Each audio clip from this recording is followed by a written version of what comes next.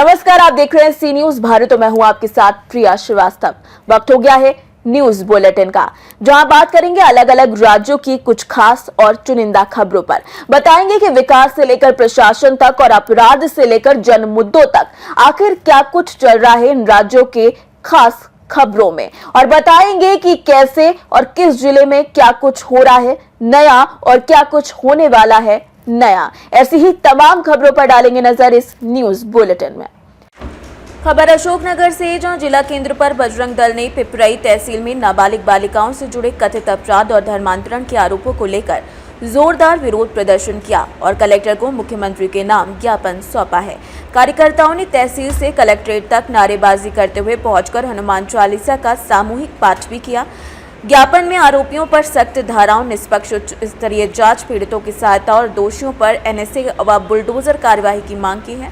इस दौरान किन्नर समुदाय के सदस्यों ने भी प्रदर्शन में शामिल होकर दोषियों पर कड़ी कार्रवाई और नाबालिगों को न्याय दिलाने की मांग का समर्थन किया है।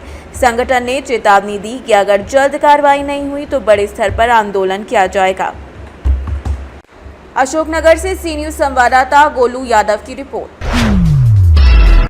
खबर देहरादून से, जहां ऑपरेशन प्रहार के तहत दून पुलिस ने बड़ी कार्रवाई करते हुए विकासनगर क्षेत्र से नाबालिग को बहला फुसलाकर ले जाने और दुष्कर्म के आरोपी साकिब को गिरफ्तार कर लिया है। पीड़िता को भी बरामद कर लिया है। 22 अप्रैल का मामला है। पुलिस ने आरोपी के खिलाफ दुष्कर्म और पॉस्को एक्ट की धाराएं बढ़ाते हुए कार्यवाही शुरू कर दी है। देहरादून से सी न्यूज संवाददाता प्रवचन की रिपोर्ट।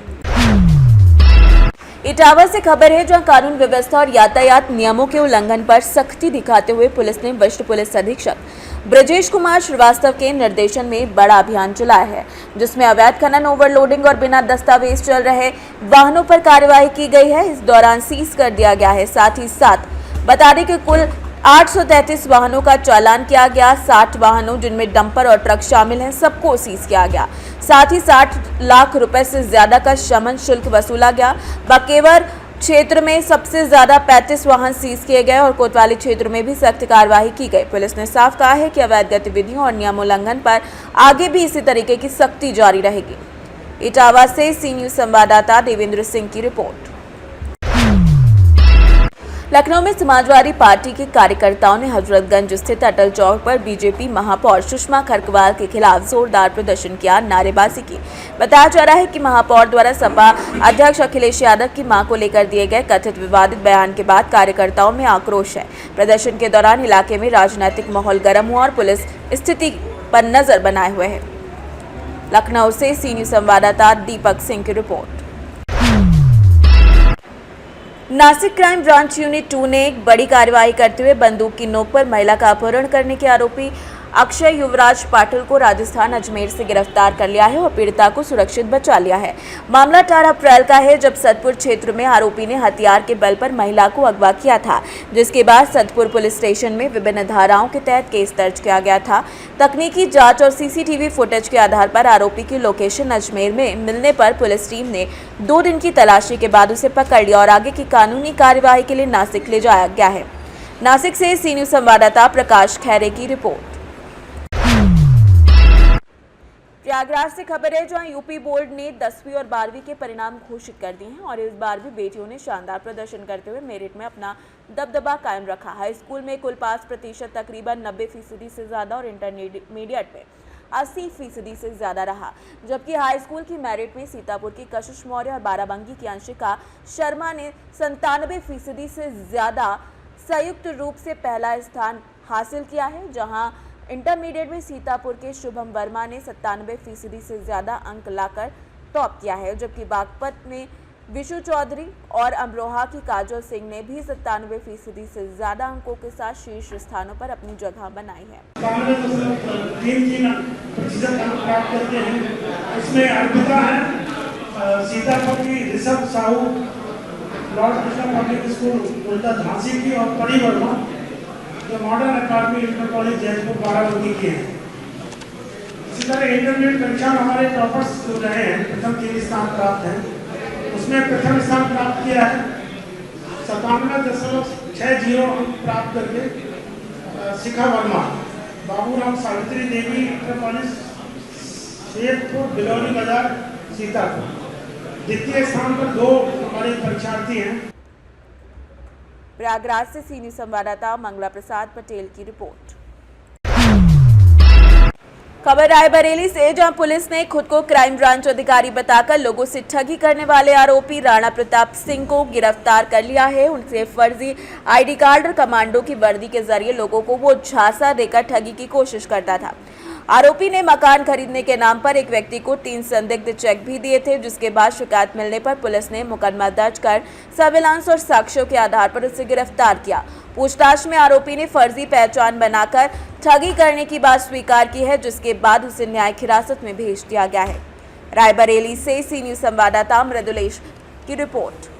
फर्जी दरोगा गिरफ्तार हुआ है मुख्यमंत्री के प्रेस को बताकर, क्या मामला था? वादी द्वारा 22 अप्रैल 2026 को थाना कोतवाली नगर पर प्रार्थना पत्र देकर बताया गया था कि राणा प्रताप सिंह नाम का एक व्यक्ति उनके नवनिर्मित मकान को खरीदने के लिए अपने आप को क्राइम ब्रांच का अफसर बताकर जालसाजी कर रहा है।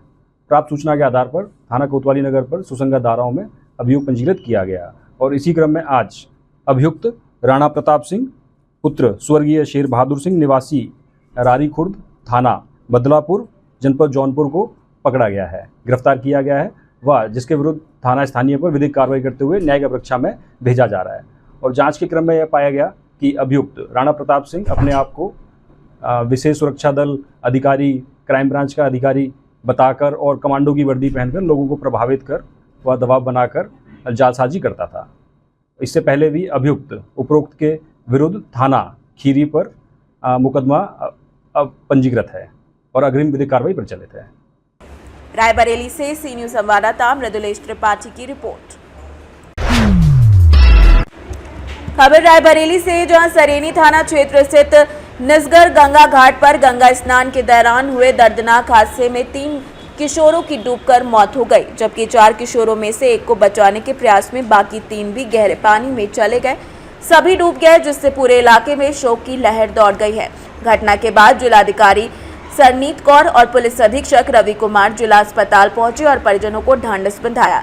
साथ ही डीएम ने 3 दिन के भीतर मुआवजा दिलाने के निर्देश दिए हैं। सभी मृतक सरेनी क्षेत्र के रहने वाले बताए जा रहे हैं और परिजनों का रो रो कर बुरा हाल है। रायबरेली से सी न्यूज संवाददाता मृदुलेश त्रिपाठी की रिपोर्ट। रायबरेली से खबर है, जो पुलिस ने साइबर ठगी के बड़े मामले में कार्रवाई करते हुए डिजिटल अरेस्ट के नाम पर लोगों से लाखों रुपए ठगने वाले वांछित आरोपी अभिजीत सिंह जाधव को गिरफ्तार किया है। आरोपी अपने गिरोह के साथ मिलकर उन लोगों को निशाना बनाता था जिनके खातों में ज्यादा रकम होती थी।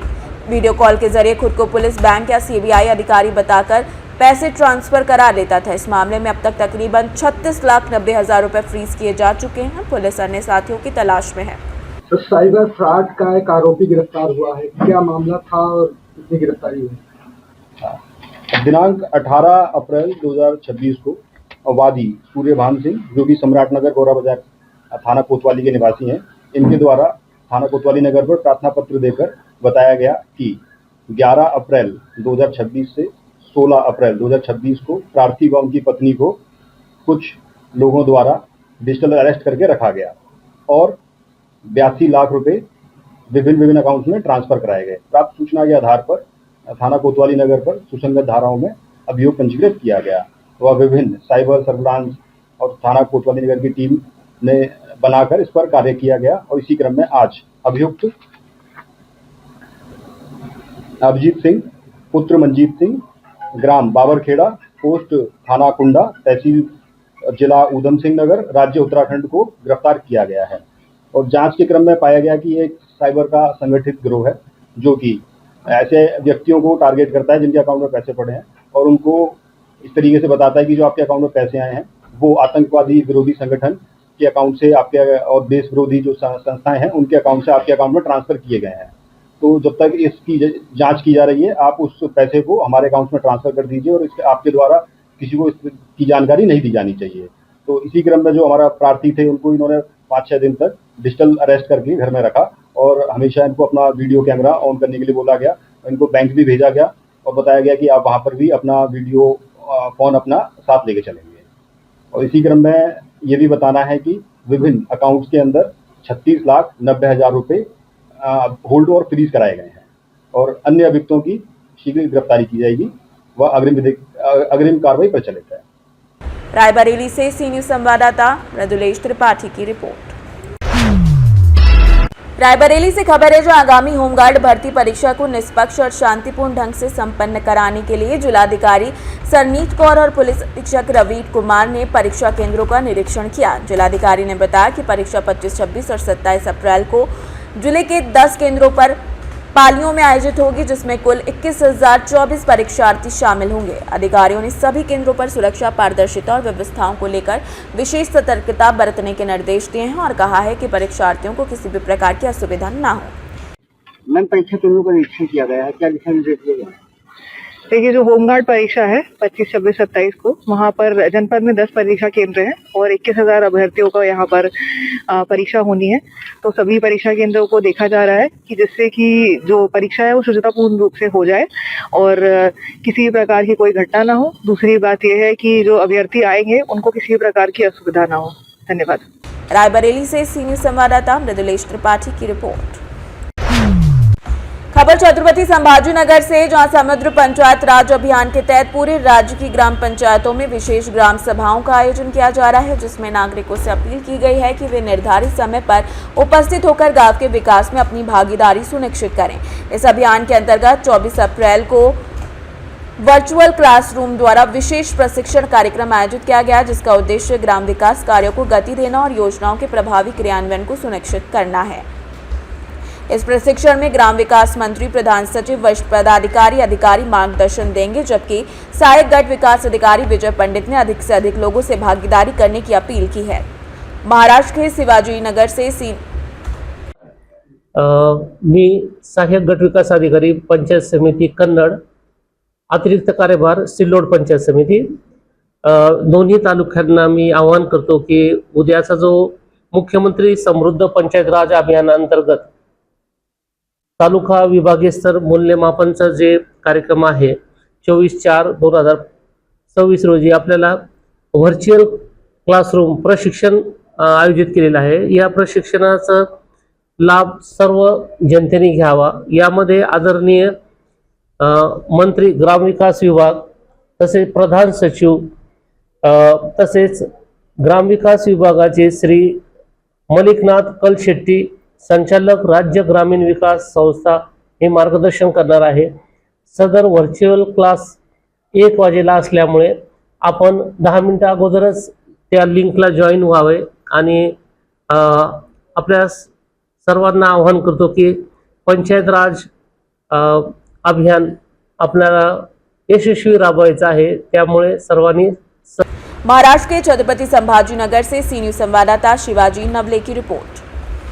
फिलहाल इस न्यूज बुलेटिन में इतना ही। देश दुनिया की बाकी और खबरों के लिए बने रहिए सी न्यूज भारत के साथ।